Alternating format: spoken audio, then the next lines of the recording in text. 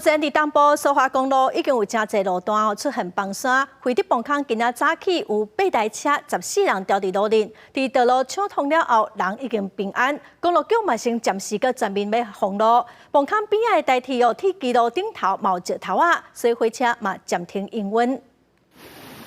山下面头就个崩落来，就伫惠德崩坑外口、南北口石头连未线，有8车14人受困伫崩坑内底，好佳在无人受伤。毋过沿苏花路人来驶，一直有头石楼冲落来，大大小小车一台伫外口苦苦咧等。无论是上班工作，还是要转去，真侪人透早就起来想要伫苏花路人封路进前抢一步离开。毋过早到现场也是卡掉咧。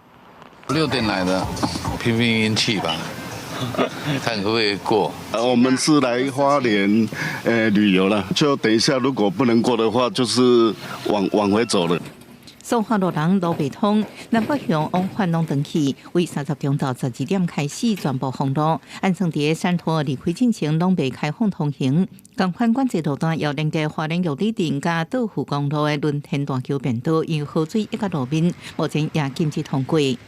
这一波的封路就是有可能就会一直持续到2号。对路公路无法度行，挖苏花铁路即卖也受阻，从桥到附近东西正线拢土石落入去，上济有20公尺。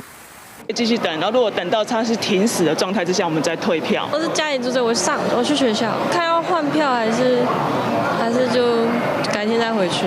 伫花莲火车头时刻表显示准点，毋过愈接近坐车时间，真早无定。大厅坐满旅客，继续咧等，有人早早就放弃排队去柜台退票。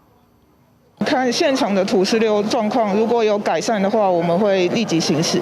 到底什么时阵发车，也个唔知影，就连官方也讲袂准。毋过若拄着风台，当台湾交通拢重创，即摆山土还未正式来台湾，铁公路道上有状况。记者综合报道。